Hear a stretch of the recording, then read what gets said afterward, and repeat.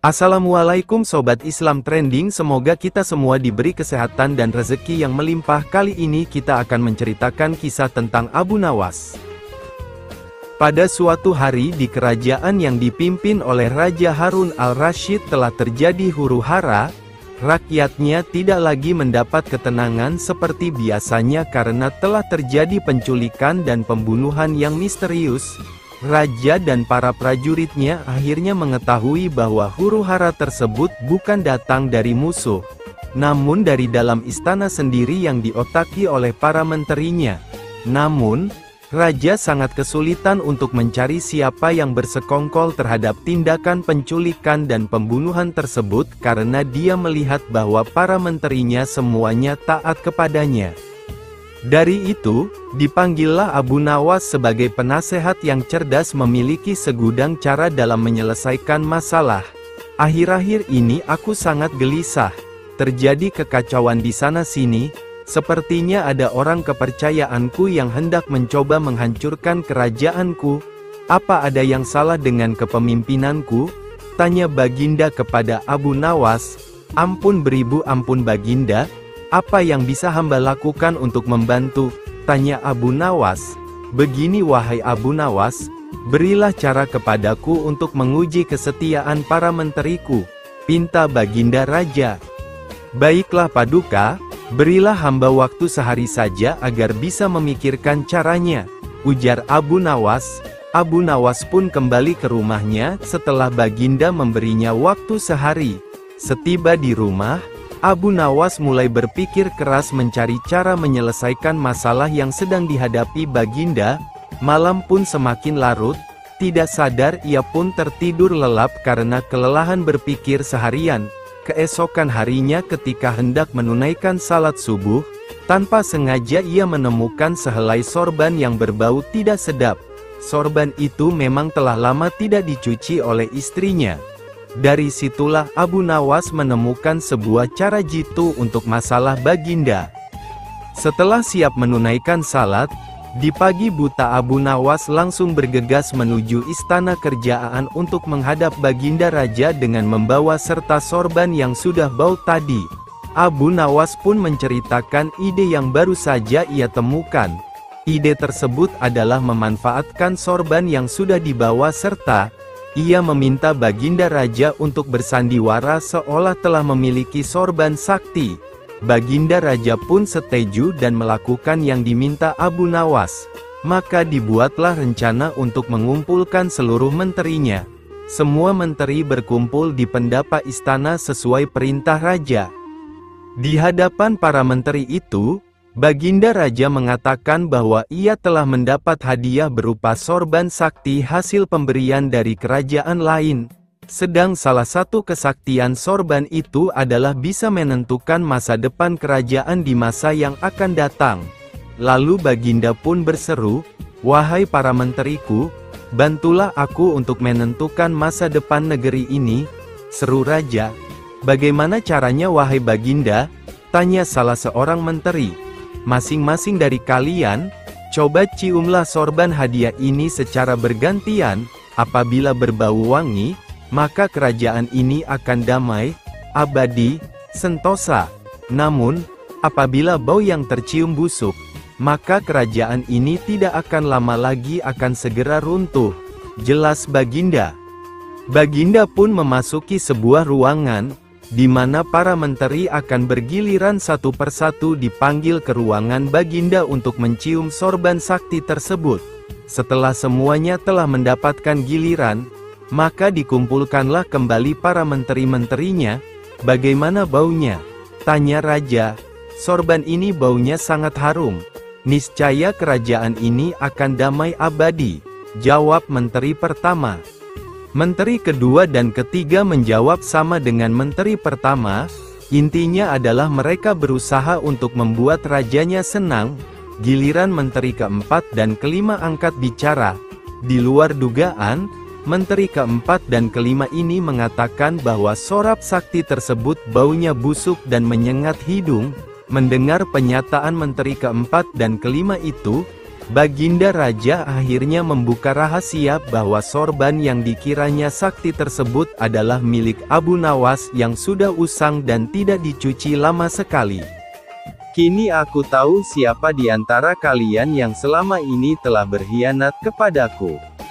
Kalian telah terbukti berbohong dan kalian pantas untuk dihukum berat, ujar Raja Harun. Menteri pertama, kedua dan ketiga pun mulai kalang kabut kebakaran jenggot, spontan saja mereka saling menyalahkan. Baginda pun tidak ambil pusing dengan memerintahkan pengawal menangkap dahulu mereka bertiga. Setelah diselidiki secara mendalam, maka terbuktilah mereka bertiga bersekongkol untuk menyingkirkan Baginda Raja. Para menteri pengkhianat itu pun segera dijebloskan ke penjara. Kepada menteri keempat dan kelima, Raja Harun al-Rasyid memberikan hadiah dan memuji kesetiaan yang telah diberikan oleh mereka. Begitu juga dengan Abu Nawas. Secara tidak terduga sang pangeran yang menjadi pewaris tahta jatuh sakit. Sudah banyak tabib yang didatangkan untuk memeriksa dan mengobati tapi tidak seorang pun mampu menyembuhkannya. Akhirnya Baginda Raja mengadakan sayembara. Sayembara boleh diikuti oleh rakyat dari semua lapisan, tidak terkecuali oleh para penduduk negeri tetangga. Sayembara yang menyediakan hadiah menggiurkan itu dalam waktu beberapa hari berhasil menyerap sangat banyak peserta. Namun tidak satu pun dari mereka berhasil mengobati penyakit sang pangeran. Akhirnya sebagai sahabat dekat, Abu Nawas menawarkan diri untuk menolong sang putra mahkota. Baginda Harun al-Rasyid menerima usul itu dengan penuh harap meski Abu Nawas bukanlah seorang tabib. Abu Nawas sadar bahwa dirinya bukan tabib. Dari itu ia tidak membawa peralatan apa-apa. Para tabib yang ada di istana tercengang melihat Abu Nawas yang datang tanpa peralatan yang mungkin diperlukan. Mereka berpikir mungkinkah orang macam Abu Nawas ini bisa mengobati penyakit serius sang pangeran? Sedangkan para tabib terkenal dengan peralatan yang lengkap saja tidak sanggup. Bahkan penyakitnya tidak terlacak. Abu Nawas merasa bahwa seluruh perhatian tertuju padanya. Namun Abu Nawas tidak begitu memperdulikannya. Abu Nawas dipersilahkan memasuki kamar pangeran yang sedang terbaring. Lah menghampiri sang pangeran dan duduk di sisinya. Setelah Abu Nawas dan sang pangeran saling pandang beberapa saat, Abu Nawas berkata, "Saya membutuhkan seorang orang tua yang di masa mudanya sering mengembara ke pelosok negeri." Orang tua yang diinginkan Abu Nawas didatangkan. Abu Nawas berkata, "Sebutkan satu persatu nama-nama desa di daerah selatan." Ketika orang tua itu menyebutkan nama-nama desa bagian selatan, Abu Nawas menempelkan telinganya ke dada sang pangeran. Kemudian Abu Nawas memerintahkan agar menyebutkan bagian utara, barat dan timur. Setelah semua bagian negeri disebutkan, Abu Nawas mohon agar diizinkan mengunjungi sebuah desa di sebelah utara. Raja merasa heran dan berkata, "Engkau kuundang ke sini bukan untuk bertamasya." "Ampun Baginda, hamba tidak bermaksud berlibur," kata Abu Nawas. "Jadi apa juga tujuanmu? Jelaskan, aku belum paham," kata raja. "Maafkan hamba, Paduka yang mulia, kurang bijaksana rasanya bila hamba menjelaskan sekarang," kata Abu Nawas. Baginda Raja memberi izin Abu Nawas pergi selama 2 hari meski dengan rasa penasaran. Sekembalinya dari desa perjalanannya, Abu Nawas langsung menemui sang pangeran yang tengah terbaring lemas. Abu Nawas kemudian membisikkan sesuatu pada pangeran, kemudian menempelkan telinganya ke dada sang pangeran. Setelah itu Abu Nawas langsung menghadap raja. "Apakah yang mulia masih menginginkan sang pangeran tetap hidup?" tanya Abu Nawas. "Apa maksud perkataanmu?" tanya raja dengan kaget. Sang pangeran sedang jatuh cinta pada seorang gadis desa di sebelah utara negeri ini, kata Abu Nawas menjelaskan. "Bagaimana kau tahu?" tanya Baginda kembali. Beberapa hari yang lalu ketika nama-nama desa di seluruh negeri disebutkan oleh orang tua pengelana itu, tiba-tiba degup jantung pangeran bertambah keras saat mendengarkan nama sebuah desa di bagian utara negeri ini. Sang pangeran tidak berani mengutarakannya kepada Baginda jika ia telah jatuh cinta pada seorang gadis desa tersebut. Jelas Abu Nawas. Lalu apa yang harus aku lakukan? Tanya raja. Cara satu-satunya adalah dengan mengawinkan pangeran dengan gadis desa itu, jawab Abu Nawas. Bagaimana jika tidak? Tanya raja ragu-ragu. Cinta itu buta tuanku, bila kita tidak berusaha mengobati kebutaannya, maka ia akan segera mati, kata Abu Nawas meyakinkan. Baginda pun tidak bisa menolak saran Abu Nawas. Sang pangeran adalah pewaris tahta kerajaan. Abu Nawas benar. Begitu mendengar persetujuan sang baginda raja, sang pangeran berangsur-angsur pulih. Sebagai tanda terima kasih baginda raja, Abu Nawas diberi hadiah atas bantuannya. Suatu hari seorang yogis, ahli yoga, dan seorang pendeta bersekongkol ingin memperdaya iman Abu Nawas dalam sebuah pengembaraan. Setelah semua rencana siap disusun, mereka berangkat menemui Abu Nawas di kediamannya. Ketika mereka datang, Abu Nawas sedang melakukan salat 2 rakaat. Setelah dipersilahkan masuk oleh istri Abu Nawas, mereka masuk dan menunggu sambil berbincang-bincang santai. Seusai salat, Abu Nawas menyambut mereka. Abu Nawas dan para tamunya bercakap-cakap sejenak. Mulailah mereka menyampaikan maksud mereka. Kisah ini mirip dengan kejadian pada masa Nabi Sulaiman ketika masih muda. Entah sudah berapa hari kasus seorang anak bayi yang diakui oleh 2 orang ibu yang sama-sama sangat ingin memiliki anak.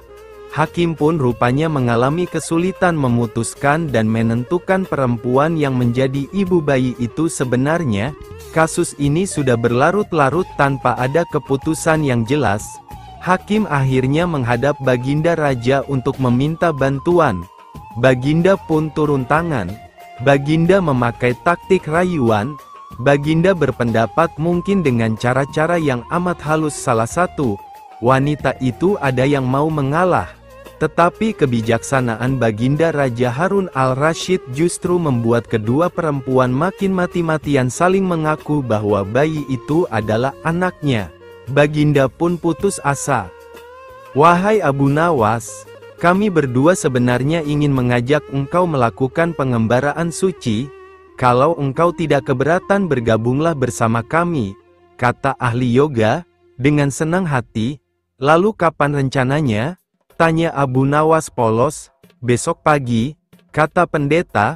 Baiklah kalau begitu kita bertemu di warung teh besok, kata Abu Nawas menyanggupi. Hari berikutnya mereka bertemu di warung teh.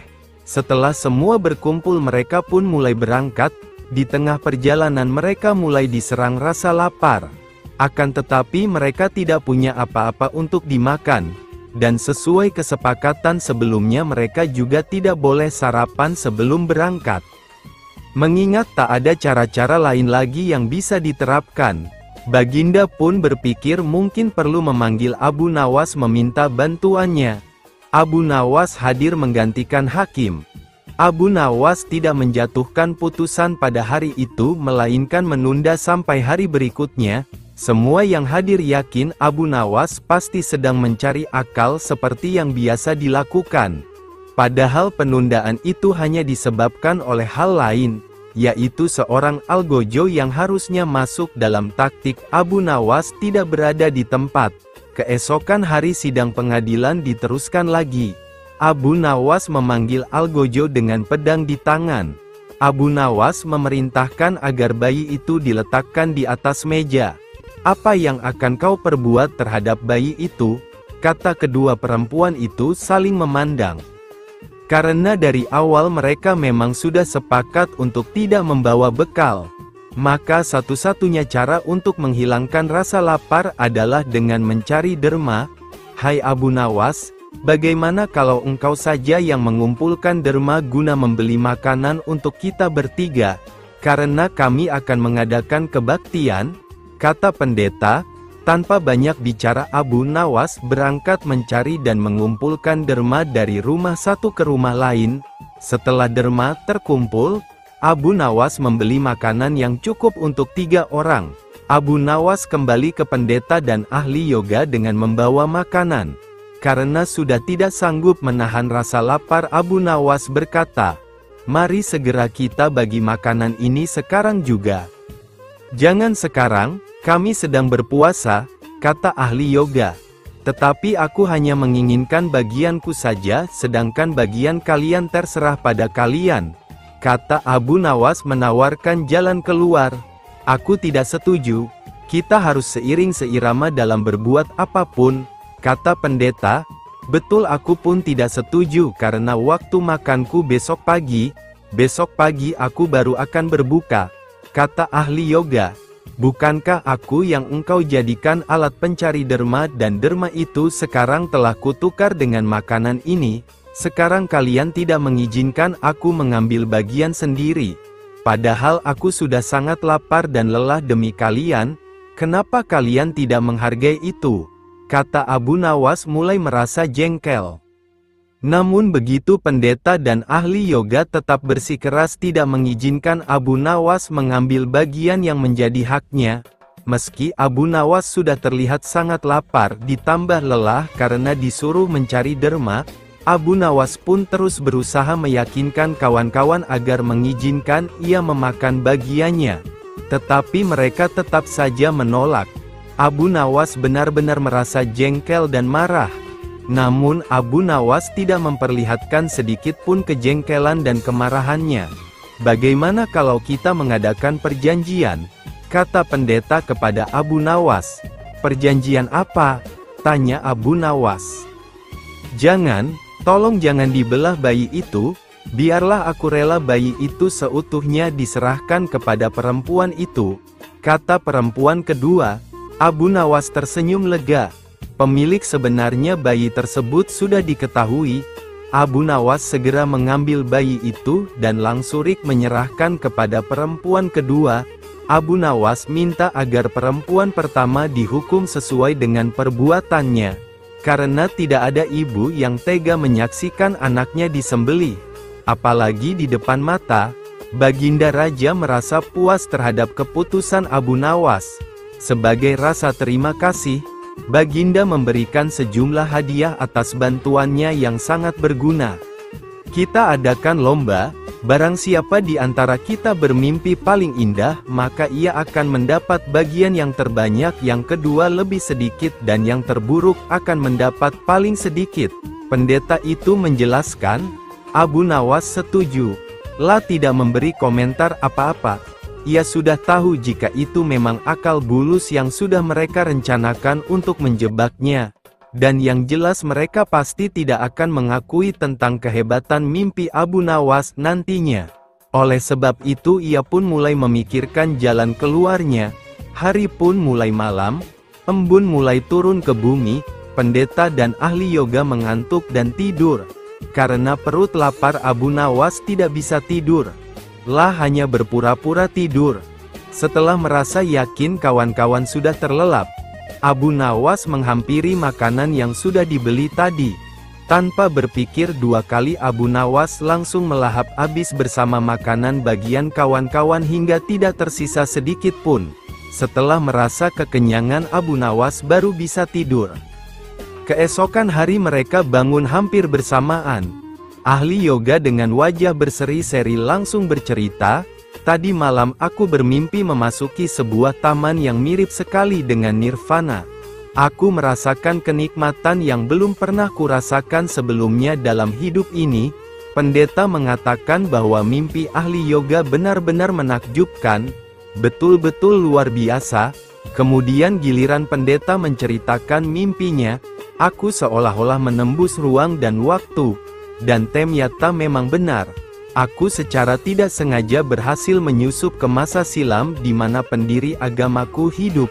Aku bertemu dengan beliau dan yang lebih membahagiakan adalah aku diberkatinya."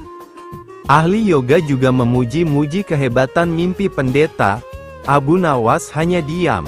bahkan tidak merasa tertarik sedikit pun. Karena Abu Nawas belum juga buka mulut, pendeta dai ahli yoga mulai tidak sabar. Mereka pun menanyakan mimpi yang dialami Abu Nawas. Abu Nawas pun mulai bercerita, "Kalian tentu tahu Nabi Daud alaihi salam. Beliau adalah seorang nabi yang ahli berpuasa. Tadi malam, aku bermimpi berbincang-bincang dengan beliau. Beliau menanyakan apakah aku berpuasa atau tidak.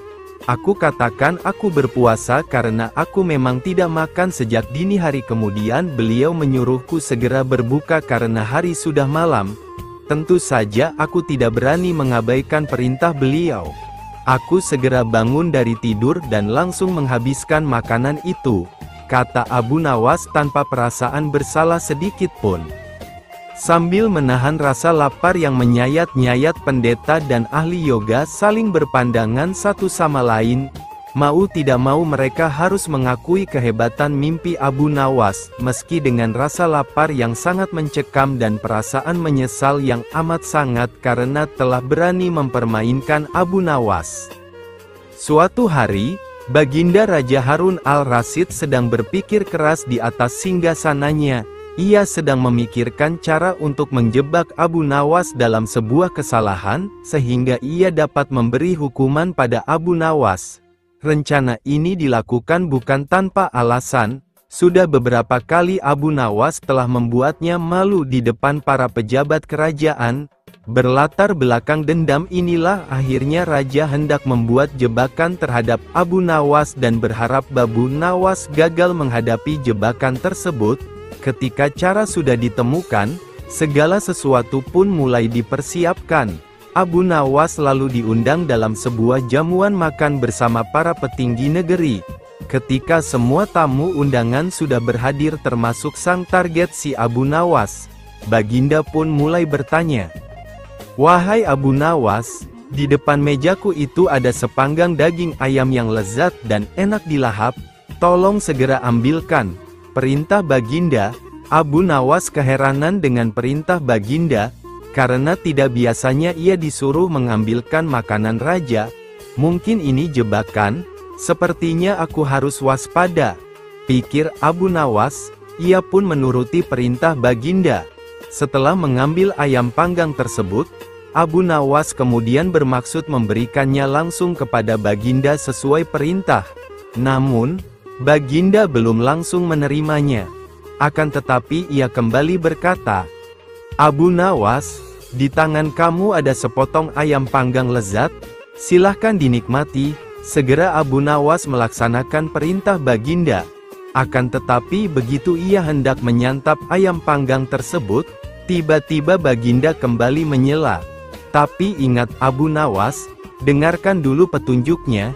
Jika kamu memotong paha ayam itu, maka aku akan memotong pahamu, dan jika kamu memotong dada ayam itu, maka aku juga akan memotong dadamu. Tidak hanya itu saja, jika kamu memotong dan memakan kepala ayam itu, maka aku akan memotong kepalamu. Akan tetapi kalau kamu hanya mendiamkan saja ayam panggang itu, akibatnya kamu akan aku gantung." Ternyata dugaan Abu Nawas benar. Baginda ingin menjebaknya. Abu Nawas merasa bingung dengan petunjuk yang dititahkan Baginda itu. Dalam kebingungannya, ia semakin tersiksa karena ayam panggang lezat yang harusnya bisa memuaskan rasa laparnya sejak sampai di istana, tapi malah menjadi petaka baginya. Abu Nawas pun mulai memutar otak cerdasnya untuk menemukan ide meski sedang di bawah tekanan. Suasana di ruang makan itu menjadi tegang, para pejabat saling memandang dan ada yang berbisik kecil. Mereka yang hadir tidak mengerti dengan maksud Baginda terhadap Abu Nawas, karena mereka juga tidak diberitahukan sebelumnya. Mereka hanya bisa menebak-nebak di dalam hati. Waktu terus berjalan hingga beberapa saat lamanya. Baginda dan para pejabat kerajaan mulai menikmati hidangan yang disediakan. Sedang Abu Nawas hanya bisa memegang dan melihat-lihat ayam panggang saja. Tidak berapa lama setelah itu, Abu Nawas mulai bertingkah aneh. Ia mulai membolak-balikkan ayam panggang itu. Sejenak suasana menjadi hening. Kemudian Abu Nawas mulai mendekatkan ayam panggang itu tepat di indera penciumannya. Baginda dan para pejabat yang hadir mulai bingung dan tidak mengerti apa yang dilakukan Abu Nawas. Mereka terus memperhatikan Abu Nawas. Kemudian terlihat Abu Nawas mendekatkan indera penciumannya tepat di bagian, pantat daging ayam panggang yang kelihatan sangat lezat itu. Ia pun terus melakukan itu berulang-ulang.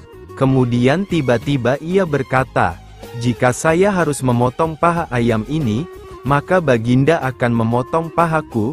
Jika saya harus memotong dada ayam ini, maka Baginda akan memotong dadaku.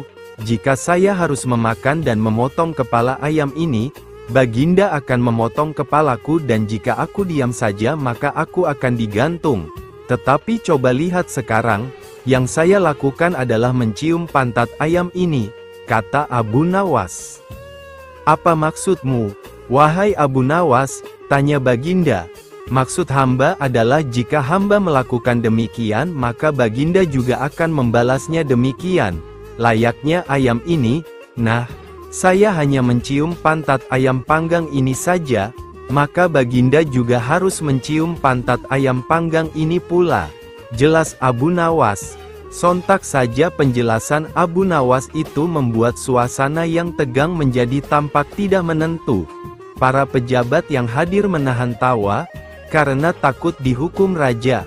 Sementara itu, Baginda Raja yang mendengar ucapan Abu Nawas mulai memerah mukanya, merasa sangat malu. Baginda pun cepat-cepat berencana merubah keadaan yang sangat memalukannya itu. Ia pun segera memerintahkan Abu Nawas untuk pulang dan membawa serta ayam panggang dan beberapa makanan lain, karena ia belum sempat makan.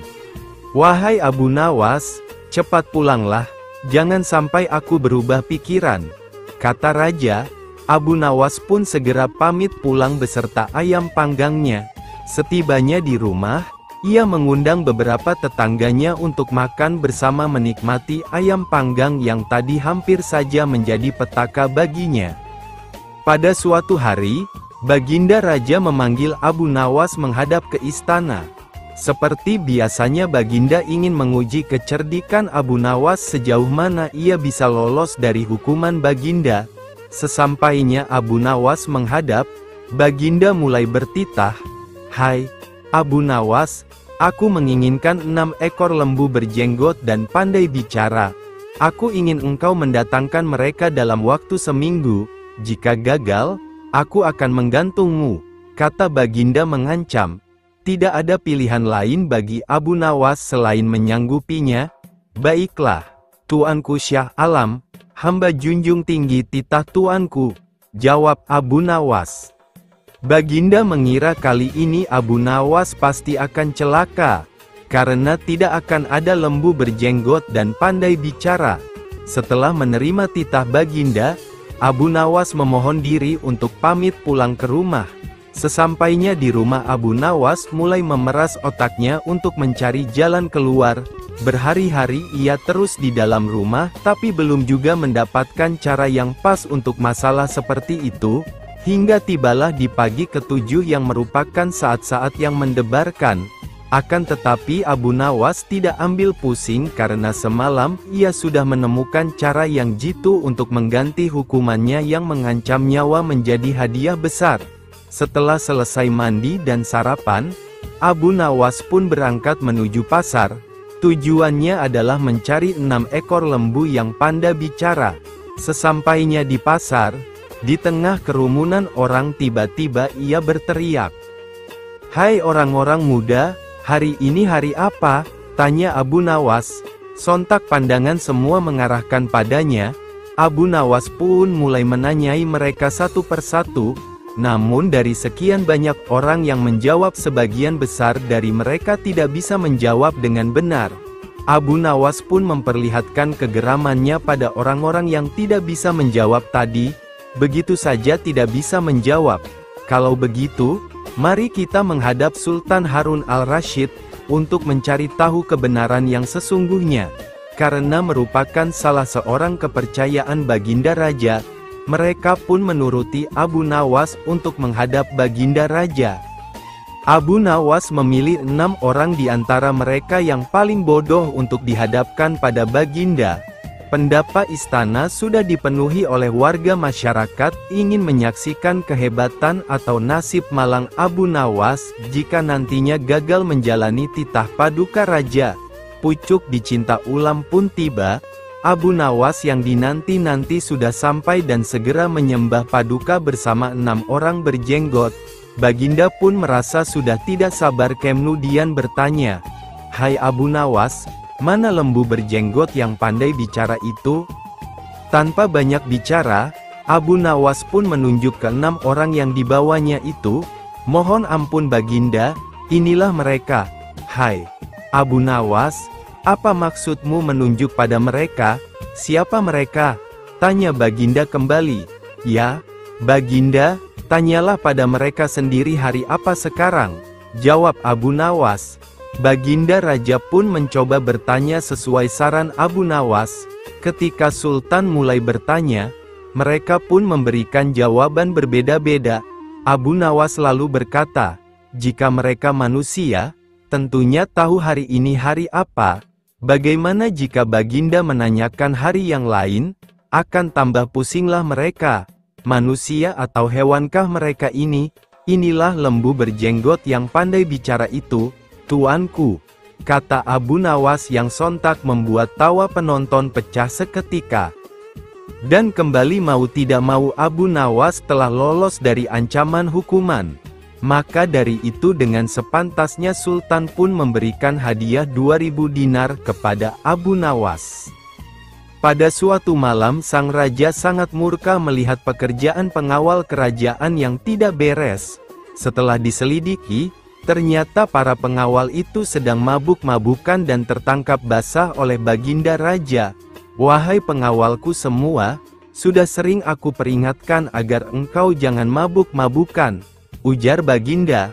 Para pengawal kerajaan terlihat begitu gemetar. Mereka menunduk tidak berani menatap mata Baginda karena merasa bersalah. "Dari mana kalian mendapatkan arak-arak itu?" tanya Baginda. Para pengawal terdiam tidak berani menjawab. Hingga pada akhirnya Baginda mengancam akan memberikan hukuman berat. Barulah salah satu dari mereka mengakuinya. Akan tetapi untuk lolos dari hukuman Baginda, mereka terpaksa berbohong dan melibatkan Abu Nawas dalam masalah tersebut, karena berpikir jika Abu Nawas pasti bisa membantu mereka lolos dari hukuman sang Raja Harun al-Rasyid. "Ampun Baginda, Abu Nawaslah yang membawa arak-arak itu kepada kami, dan ia juga yang mengajari kami mabuk-mabukan," kata salah seorang pengawal. Meski sangat terkejut, Baginda tidak percaya begitu saja jika Abu Nawas sampai bisa mengajak orang lain melakukan perbuatan buruk seperti itu. Baginda tahu jika itu adalah akal-akalan para pengawalnya saja untuk bisa lolos dari hukuman. Tetapi sebagai seorang yang bijak dalam mengambil keputusan, Baginda tidak memiliki alasan untuk menolak pengakuan para mengawal sebelum mereka dapat membuktikannya. Keesokan harinya berangkatlah beberapa pengawal kerajaan yang mabuk semalam ke rumah Abu Nawas. Sesampainya di rumah Abu Nawas, mereka kemudian memberitahukan maksud kedatangannya, menceritakan jika mereka sudah melibatkan Abu Nawas dalam masalah mereka. "Bawalah botol ini ke hadapan raja dan katakan semua ini atas perintahku," kata pemimpin pengawal itu.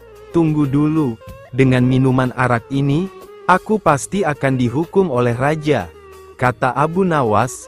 "Benar, tapi jika engkau berhasil lolos dari hukuman raja, aku akan memberimu sejumlah dinar," ucap pengawal itu membuat kesepakatan dengan Abu Nawas. "Lalu apa keuntunganmu dengan memberiku sejumlah dinar?" tanya Abu Nawas.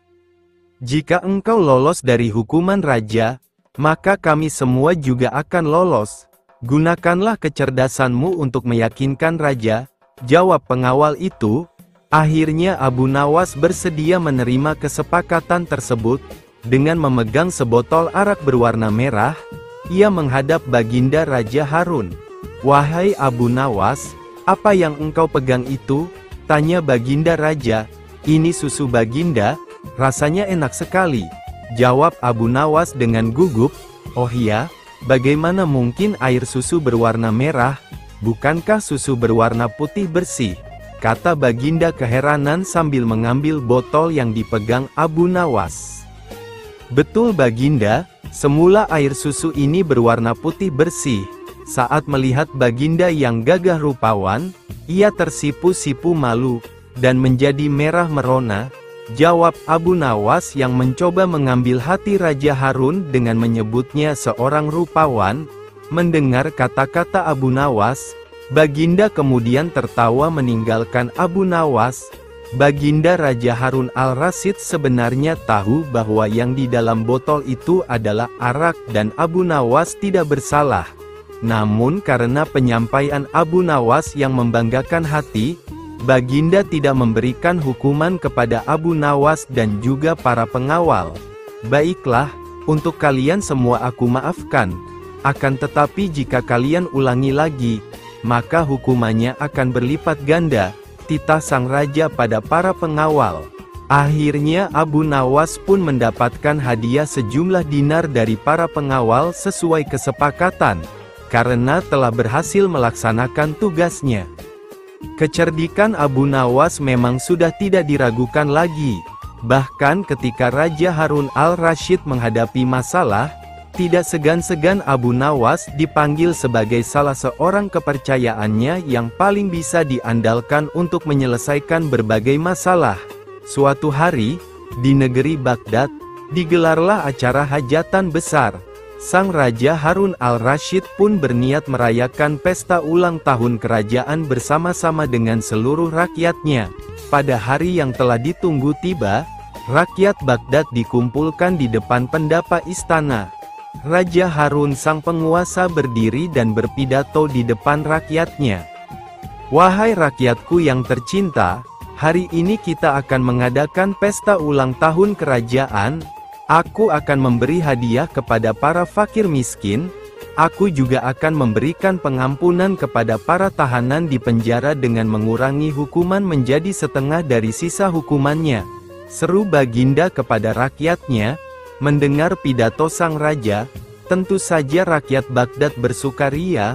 Mereka segera berpesta bersama dan menyantap aneka makanan yang telah disediakan. Tidak berapa lama kemudian, para pengawal istana membagi-bagikan hadiah kepada fakir miskin. Setelah dipastikan seluruh rakyatnya yang fakir miskin mendapatkan hadiah, raja pun memanggil para tahanan. Tahanan pertama yang mendapatkan kesempatan adalah bernama Sipolan. "Hai Sipolan, berapa tahun hukumanmu?" tanya Baginda. "2 tahun Baginda," jawab Polan. "Sudah berapa tahun yang kamu jalani?" tanya Baginda lagi. "1 tahun Baginda," jawab Polan. "Kalau begitu, sisa hukumanmu yang 1 tahun aku kurangi menjadi setengah tahun sehingga hukumanmu tinggal 6 bulan saja," tegas Baginda. Selanjutnya, dipanggillah Ali.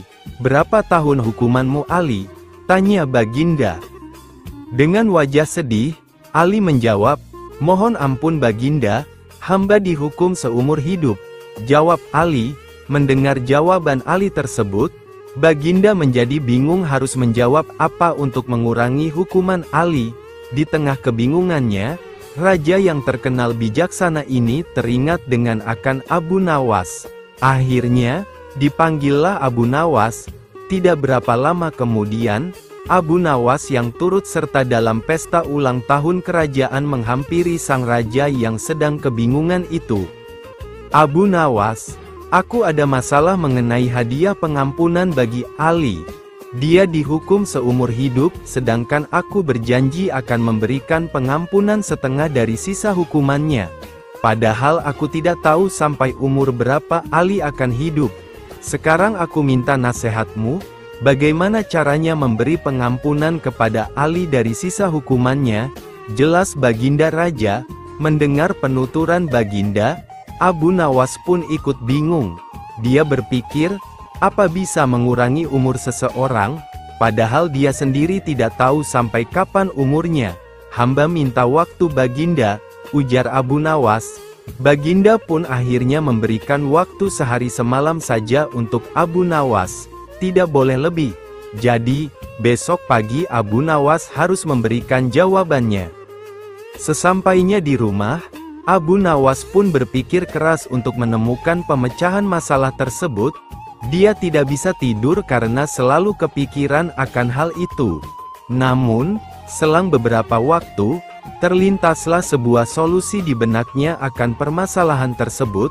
Ia pun dapat tidur nyenyak. Setelah itu pada pagi harinya, Abu Nawas pun pergi menghadap raja setelah berpamitan pada istrinya.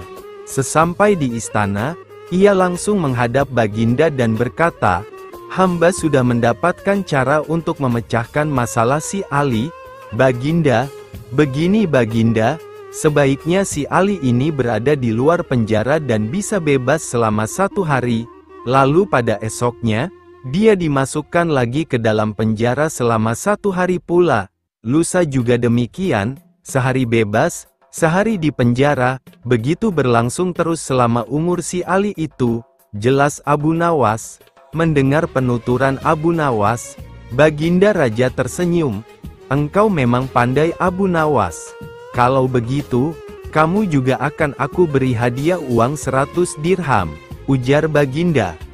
Kisah kecerdasan Abu Nawas, yang mengecoh dan menjinakkan monyet, yang terkenal susah diatur oleh orang lain, kecuali pawangnya.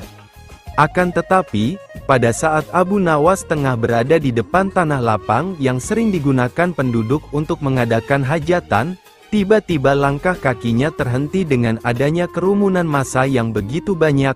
Abu Nawas pun bertanya kepada temannya yang bernama Husain yang secara kebetulan baru melihat pertunjukan di sana.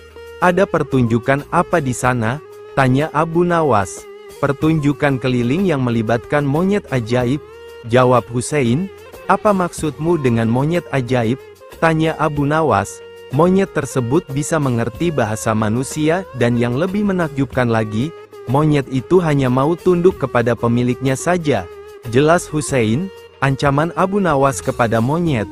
Jawaban Husain itu telah membuat Abu Nawas semakin tertarik dan penasaran. Dia langsung pamit pada temannya itu untuk melihat pertunjukan monyet itu. Ketika Abu Nawas sudah berada di tengah kerumunan pada penonton, ternyata, sang pemiliki monyet dengan bangga menawarkan hadiah yang cukup besar bagi siapa saja yang sanggup membuat monyet itu mengangguk-angguk. Tak heran bila banyak di antara penonton mencoba satu persatu. Mereka berusaha dengan berbagai cara untuk membuat monyet itu mengangguk-angguk, namun, hasilnya adalah sia-sia. Melihat kegigihan si monyet tersebut, Abu Nawas semakin penasaran. Akhirnya Abu Nawas maju ke depan untuk mencobanya. Setelah berhadapan dengan monyet itu, Abu Nawas bertanya, "Tahukah engkau siapa aku ini?" Si monyet menggeleng-gelengkan kepala. "Apakah engkau tidak takut kepadaku?" tanya Abu Nawas. Si monyet menggelengkan kepalanya. Abu Nawas berhasil. "Apakah engkau takut kepada tuanmu?"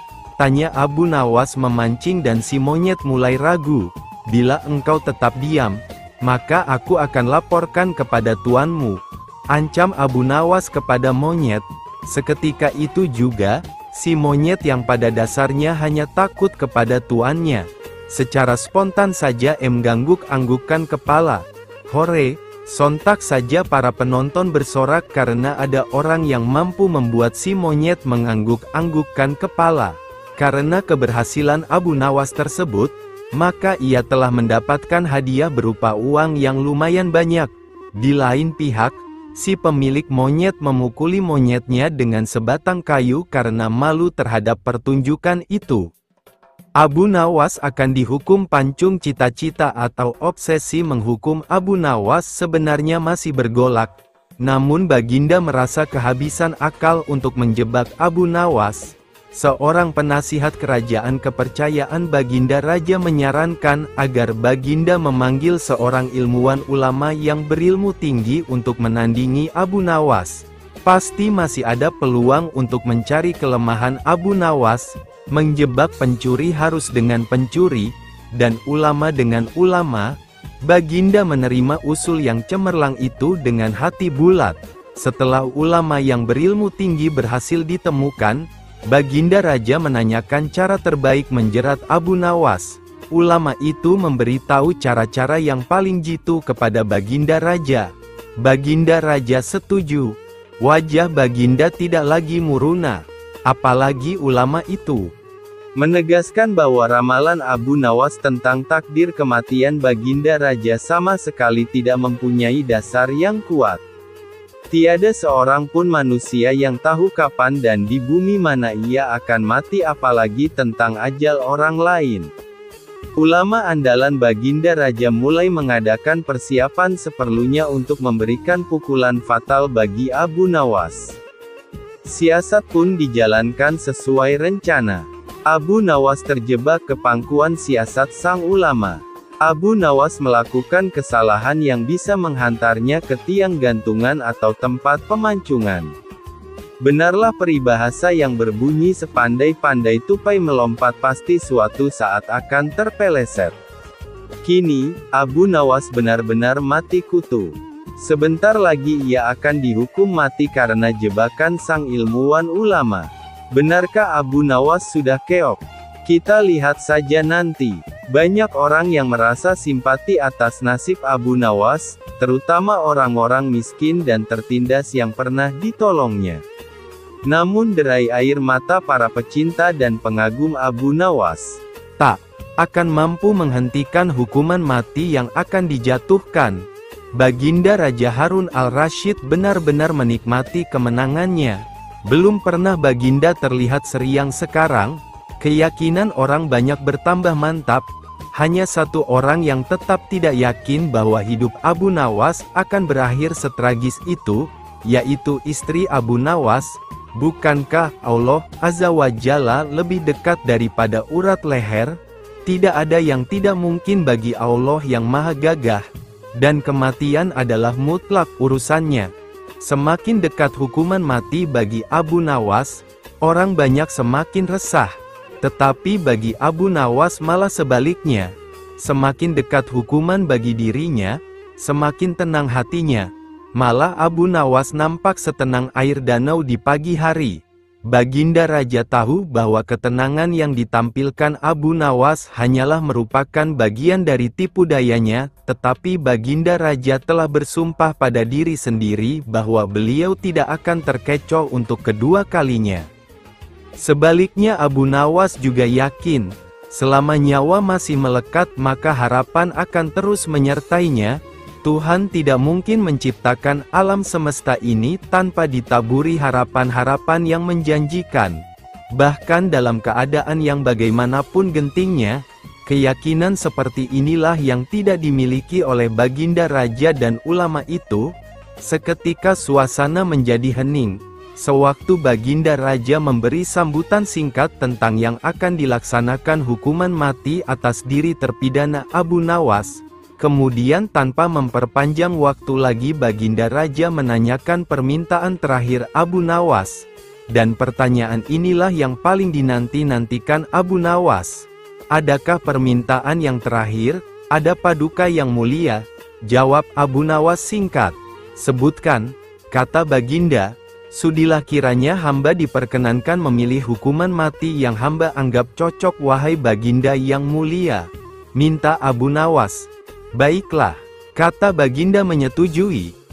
Permintaan Abu Nawas, paduka yang mulia, yang hamba minta adalah bila pilihan hamba benar hamba bersedia dihukum pancung.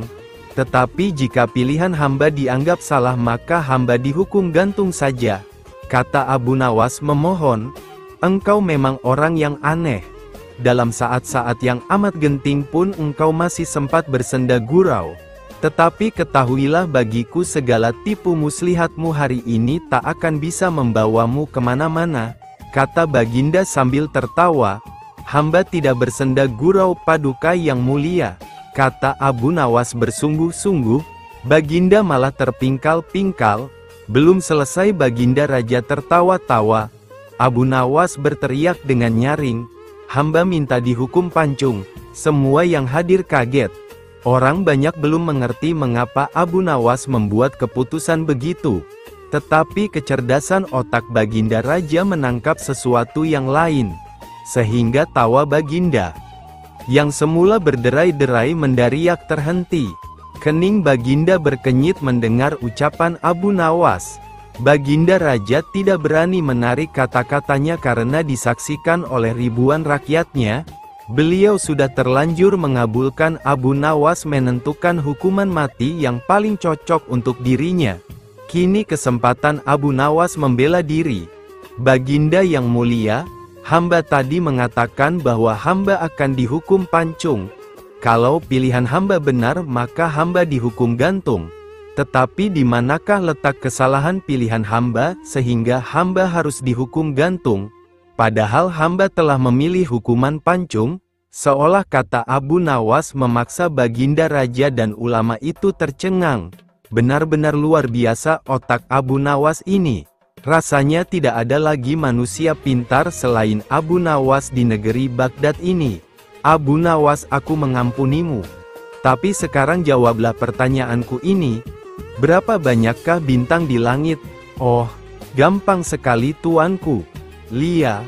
"Tapi berapa? 100 juta?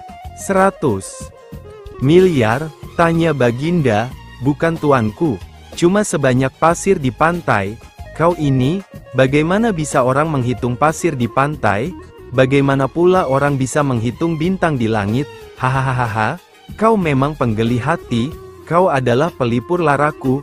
Abu Nawas, mulai sekarang jangan segan-segan, sering-seringlah datang ke istanaku. Aku ingin selalu mendengar lelucon-leluconmu yang baru." "Siap Baginda." Lalu Baginda memerintahkan bendahara kerajaan memberikan sekantong uang kepada manusia terlucu di negerinya itu. Hukum berdasarkan mimpi bukanlah Abu Nawas namanya kalau kehabisan akal pada saat terdesak dan terjepit meskipun dikelilingi pembesar-pembesar kerajaan, tapi tetap saja akalnya main demi menunjukkan kebenaran ke semua orang, tiada salahnya kan? Salah satu kisahnya adalah ketika Abu Nawas harus menghentikan sepak terjang sang hakim yang tidak adil sama sekali, yaitu hukum berdasarkan mimpi. Kisahnya pada suatu sore, Abu Nawas tampak sedang mengajar murid-muridnya dan datanglah dua orang tamu yang datang ke rumahnya. Yang pertama adalah wanita tua penjual kahwa, sedangkan yang satunya adalah seorang pemuda berkebangsaan Mesir.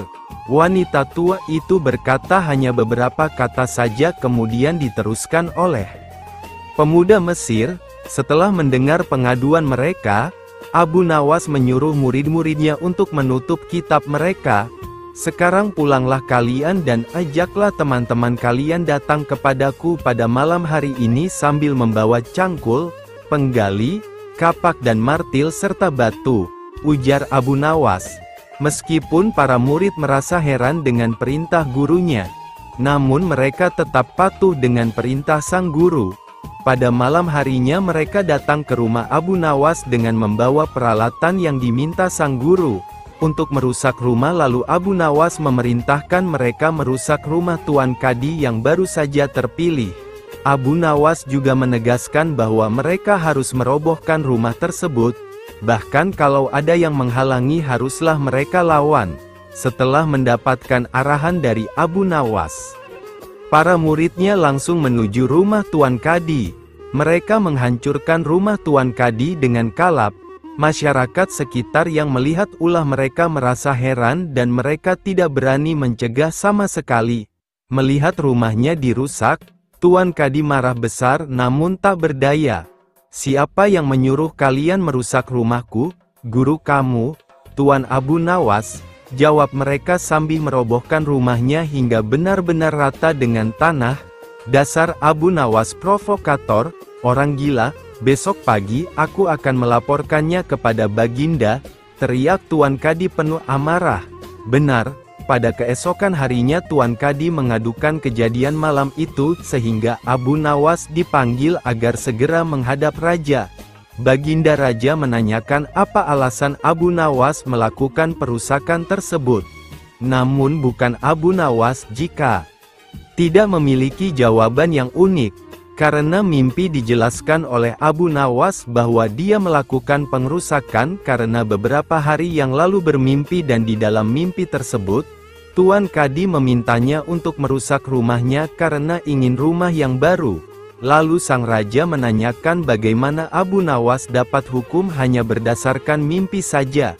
Mendengar pertanyaan itu, Abu Nawas dengan tenang menjawab, "Hamba juga memakai hukum Tuan Kadi yang baru ini tuanku."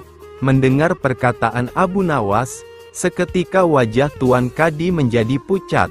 Hanya terdiam 1000 bahasa saja. "Hai Kadi, benarkah engkau mempunyai hukum seperti itu?" tanya sang raja.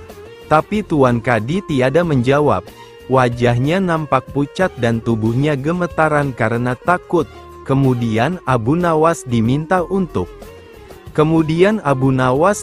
untuk menjelaskan dengan tenang. Abu Nawas menceritakan bahwa ada seorang pemuda Mesir datang dengan harta melimpah ruah. Namun kemudian dia bermimpi menikah dengan anak Tuan Kadi. Dia memberikan mas kawin yang sangat banyak. Lalu mimpi itu cepat menyebar dan sampai ke telinga Tuan Kadi. Lalu Tuan Kadi memanfaatkan mimpi itu dengan meminta harta pemuda itu untuk mas kawin anaknya. Padahal itu hanyalah mimpi belakang, sedangkan menurut Tuan Kadi itu harus dilakukan. Sehingga pemuda itu jatuh miskin. Setelah cross-check dengan mendatangkan pemuda Mesir itu, akhirnya raja sadar jika Kadi yang ditunjuknya itu adalah orang zalim. Kemudian raja memberikan hukuman mengambil harta Kadi dan diberikan kepada pemuda Mesir tersebut. Tuan Kadi dijebloskan ke dalam penjara karena telah berbuat zalim dan menyalahgunakan wewenang.